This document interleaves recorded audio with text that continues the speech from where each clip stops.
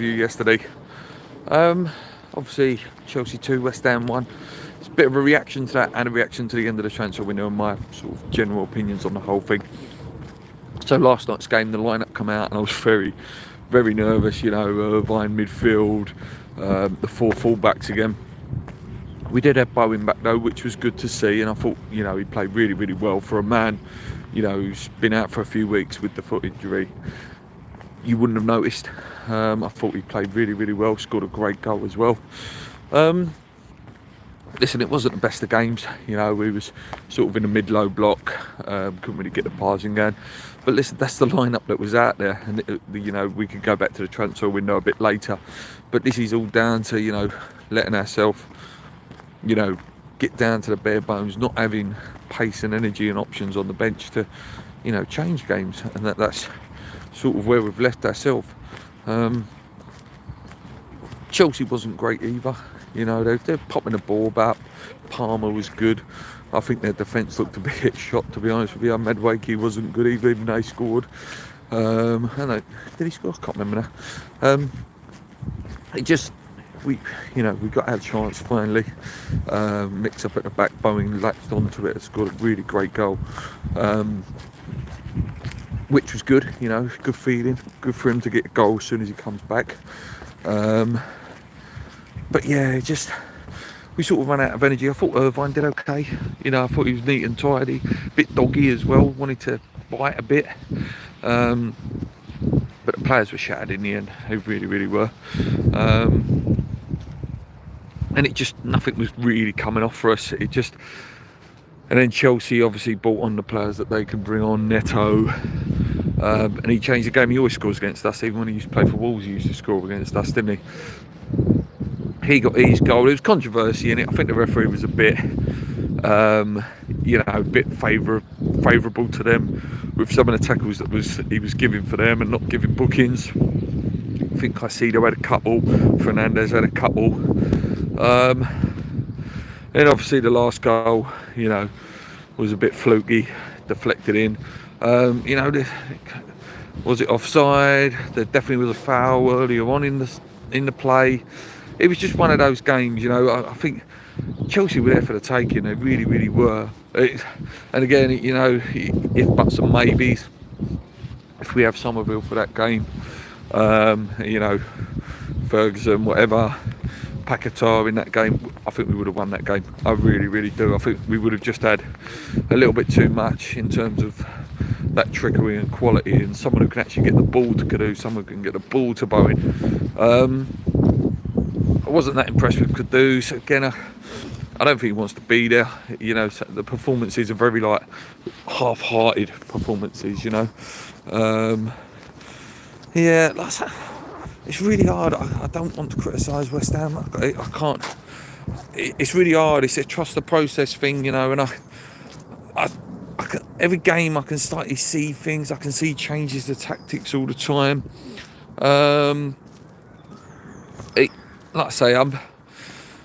It's hard. It's really hard. I think this team is going to be good. I think Jimmy will be back by the next game. Ferguson as well will obviously be ready for that game against Brentford. Paquetá will probably be back as well. It's only like a light groin injury. Obviously Alvarez was out as well. That was another big one.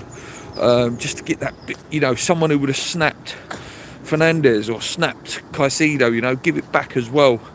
I think we lacked a bit of that. We did best we could with the lineup we had out, to be honest with you. I think that's all it sort of boils down to.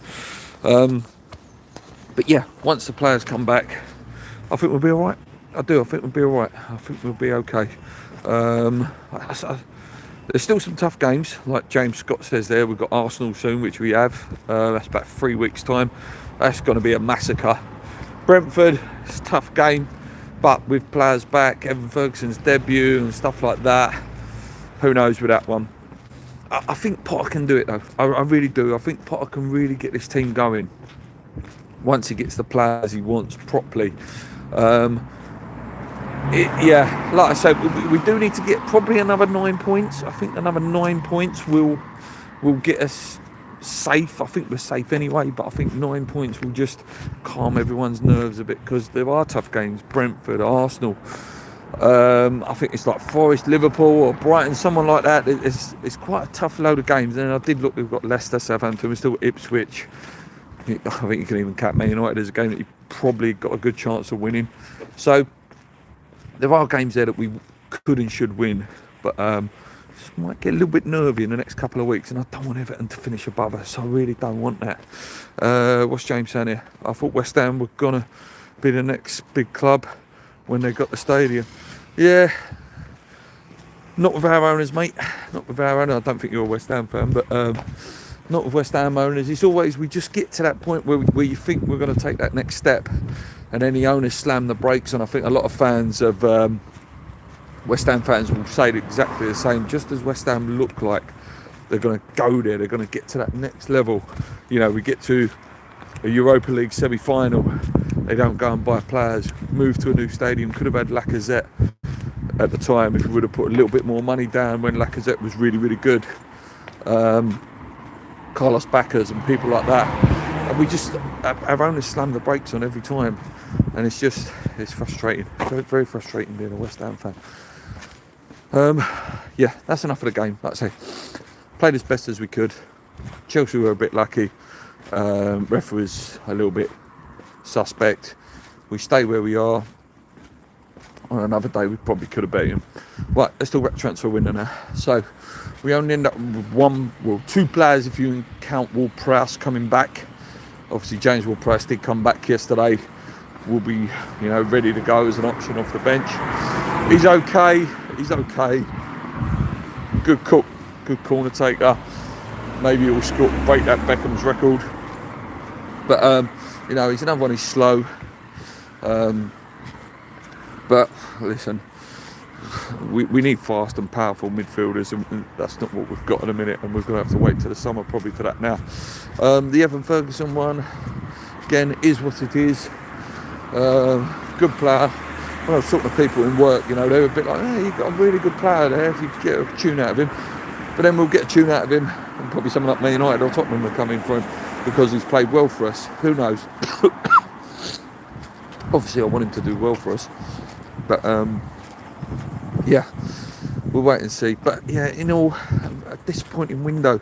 Krupe obviously signed for Bournemouth. I know there was I know the Bournemouth chairman owns shares in Laurenti, so that they was a bit more favoured in that position.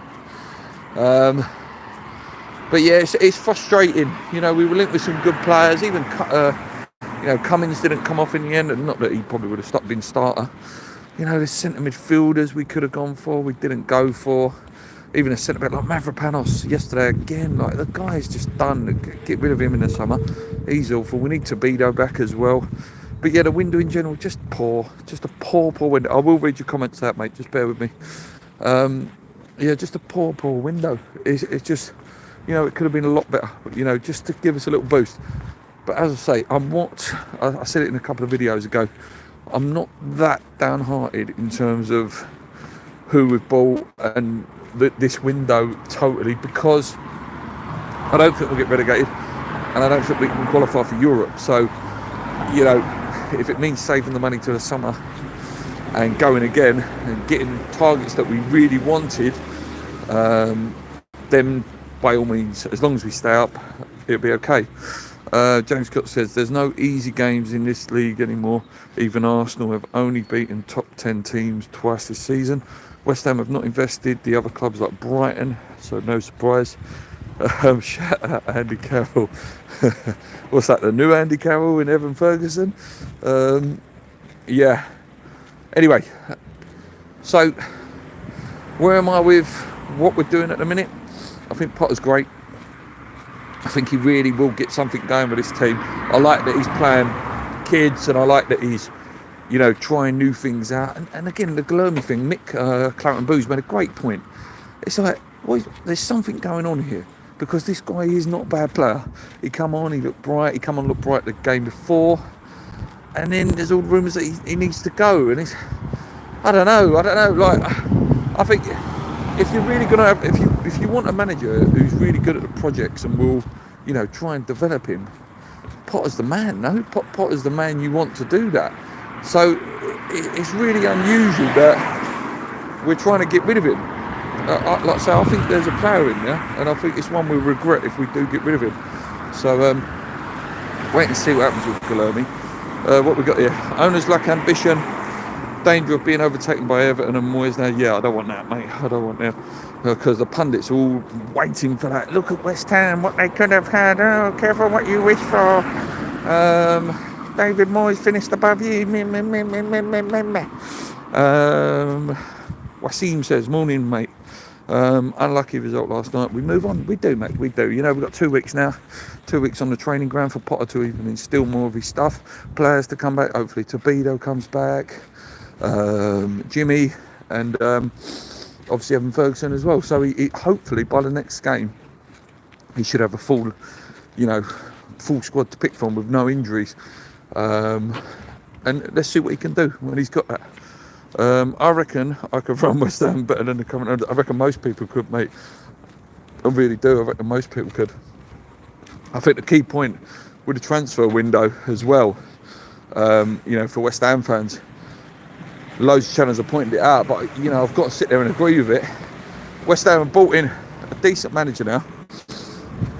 We've brought in a very, very good scout in Kevin McCauley for player identification. But then we've gone and got rid of our best negotiator. Whether you agree with some of the players that Tim Stein's bought, which again I think is slightly harsh the way he's been treated. The thing with Tim, he's got the deal done. He had a way of smoozing, and getting a player to sign a deal. And I think West Ham might need to look at that again. We might need to bring in someone who's a chief negotiator. To do those deals, because at the moment we're really lacking in that position. What we got here? I reckon. What's this? Spurs are going to well save money with one midfielder. Yeah, mate. Yeah, good midfielder though. Good player. Tell who they brought in. That annoyed me that they won this weekend as well. Anything else, guys? I ain't got long. I'm nearly at work now, so if you've got some comments or any opinions you want me to read out, I'll do that for you now. Thank you for so many joining this early in the morning. I'm just walking through the old grounds near the Greenway. He's probably recognised that, the old Hermit Road Cemetery there. The old stomping ground. I work not too far from here. What else we got? Nothing really. There's nothing really now. Like I say, we've got 2 weeks off now to, for Potter to really instill it and get players back. That's all we can hope for, guys. I'm going to leave it there because it looks like you guys have dried up your comments. If there's one thing I will say though, please hit the like button before you go. And also, can you subscribe if you do? That I really appreciate it. Really helps out the channel. Till next time, guys. Come on, you irons. Keep believing. Let's go.